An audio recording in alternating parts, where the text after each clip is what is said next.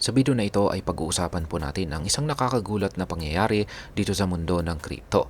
At ito po ay ang pagtaas ni Bitcoin sa presyong $99,000 matapos po ang isang buy signal mula kay Ginoong Eric Trump, anak ni Pangulong Donald Trump. Pero teka, bakit ba ganito kalaking balita ito? Ano po ang implikasyon nito sa mga crypto investors? Yan, lalong-lalo na po dito sa atin sa Pilipinas. At higit sa lahat ay dapat ba tayong mag-invest kay Bitcoin ngayon? Kaya yan po ang siyang ating pag-uusapan sa video na ito. Pero bago po tayo magpatuloy, ay nais ko lamang po munang bigyang linaw ang aking disclaimer kung saan ang nilalaman po ng video na ito ay hindi po ito isang financial advice. For education and information purposes lamang po ang layunin nito. Ayan po siya, si Ginoong Eric Trump, ang anak ni US President Donald Trump. Ayan, pero mukhang parang hindi niya kamuka. Ayan. Ngayon ay umpisan po natin sa kung ano po ang buy signal na ibinigay ni Ginoong Eric Trump. Sa isang tweet nitong February 6, 2025 ay sinabi po ni Ginoong Eric Trump na mukhang magandang pagkakataon para bumili ng Bitcoin. Ang kanyang post ay tila isang buy signal o simpleng paraan ng pagsasabi na ngayon ang tamang oras para pumasok sa market. Hindi lang yon, binanggit din niya ang World Liberty Financial or WLFI, isang DeFi protocol na konektado sa kanyang ama na si Pangulong Donald Trump. Dahil dito ay bahagyang tumaas ang presyo ni Bitcoin at umabot po ito sa $99,000 bagamat hindi pa nito natatawid o nalalampasan ang major resistance level sa $100,000 na presyo. Isa pang kilalang Bitcoin supporter, si Ginoong Michael Saylor ng MicroStrategy, ang agad na sumuporta sa pahayag ni Ginoong Eric Trump. Sa kanyang sagot, sinabi niyang no better time na nangahulugang wala nang mas magandang oras para bumili ng Bitcoin kundi ngayon. Kaya yan. Ngayon ay bakit po malaki ang epekto ng sinabi ni Ginoong Eric Trump kay Bitcoin? Kung iisipin, bakit nga ba may bigat ang sinabi ni Ginoong Eric Trump? Una ay bahagi po kasi siya ng isang pamilyang may malakas na impluensya sa politika at ekonomiya ng US. Ang kanyang ama, si Pangulong Donald Trump ay kasalukuyang ang ika-47th, yan, 47 na presidente ng Amerika. At malaki po ang epekto ng kanilang pamilya sa mga investors at financial institutions. Pangalawa, si Ginoong Eric Trump ay hindi lang basta nagbigay ng opinyon. May connection ito sa isang DeFi protocol na may interes kay Bitcoin at saka kay Ethereum. Ang ganitong mga pahayag mula sa malalaking personalidad ay madalas na nagpapagalaw sa market, lalo na kung may kasamang aktwal na investment o suporta mula sa kanilang mga kumpanya. Ngayon ay ano naman po ang papel ni Ginoong Michael Saylor at saka ang MicroStrategy? Yan. Si Michael Saylor ay isa sa pinakamalakas na Bitcoin advocate sa buong mundo. Ang kanyang kumpanya na MicroStrategy ay isa sa pinakamalalaking institutional buyers ng Bitcoin.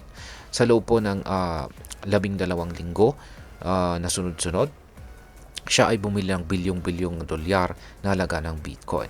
Pero sa linggong ito, mukhang huminto na siya sa pagbili. Isang bagay na ikinagulat ng crypto community.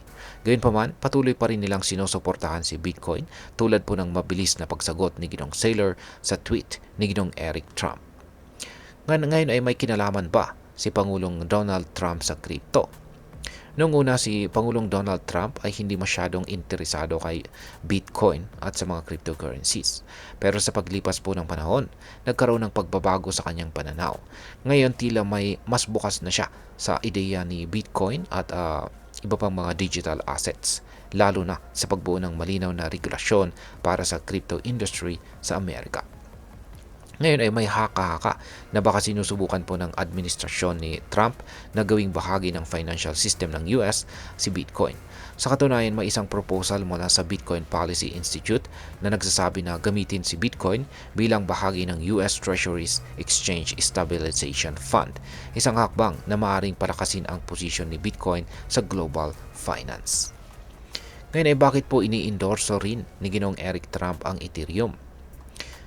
Bukod po kay Bitcoin, kamakailan ay nagbigay rin ng suporta si Ginoong Eric Trump sa Ethereum.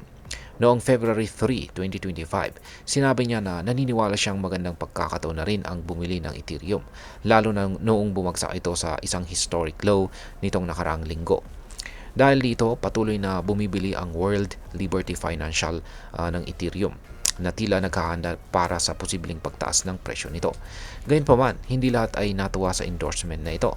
Ang kilalang Bitcoin maximalist na si Max Keiser, isang crypto advisor sa gobyerno ng El Salvador, ay naglabas ng pahayag na tila kontra kay Ethereum.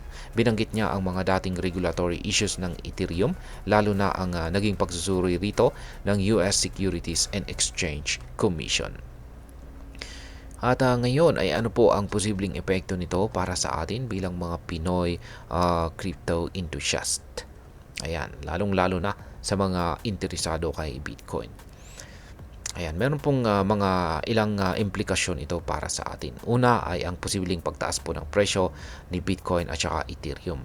Dahil sa endorsement ng isang political figure tulad po ni Ginoong Eric Trump, maraming investors ang posibleng sumunod at bumili ng Bitcoin at Ethereum. Maaari itong magdulot ng short-term price increase na maaaring pakinabangan ng mga short-term traders. Pangalawa, mas malaking institutional support para sa crypto. Kung magpapatuloy ang suporta mula sa MicroStrategy at iba pang malalaking kumpanya, posibleng lalong lumakas ang adoption kay Bitcoin sa mga financial institutions. Pangatlo, epekto sa crypto regulation. Dahil may koneksyon ito sa administrasyon ni Pangulong Trump, maaaring magkaroon po ng mas malinaw na direksyon ang crypto regulations sa US. At kapag may malinaw na regulasyon sa US, kadalasang nagkakaroon din ng epekto sa ibang bansa tulad po ng Pilipinas. At ang pang-apat o panghuli ay ang mas matibay na confidence sa market. Ang ganitong mga statements mula sa malalaking pangalan sa industriya ay maaaring magbigay ng mas malaking kumpiyansa sa mga investors na maaaring humantong sa mas matatag na market. At ayan, bilang panghuli ay ano naman ang aking masasabi tungkol dito. Ngayon ay, dapat ba talaga tayong bumili ng Bitcoin ngayon? Ang sagot ay depende po sa iyong investment strategy. Kung ikaw po ay isang long-term investor na naniniwala sa store of value ni Bitcoin, maring magandang oportunidad ito para bumili habang hindi pa ito lumalagpas sa presyong $100,000. Pero kung short-term trader ka, kailangang maging maingat sa paggalaw ng presyo dahil hindi po natin alam kung tuluyan na nga bang lalagpas si Bitcoin sa 6-figure mark o muling babagsak ito. Sa kabuuan ay mahalaga pong magsaliksik, maging maingat at huwag basta sumunod sa hype. Tandaan, kahit na galing pa ito sa isang Trump ang buy signal, ikaw pa rin ang may hawak sa iyong investment decisions. At ayan, hanggang dito na lamang po tayo sa video na ito mga ka-crypto. Sana po ay inyong nagustuhan ang aking paliwanag sa video na ito. Kung inyo po itong nagustuhan, pag-click lamang po ang like button nito. Marami pong salamat sa panonood, ingat po tayo lagi at God bless po sa ating lahat.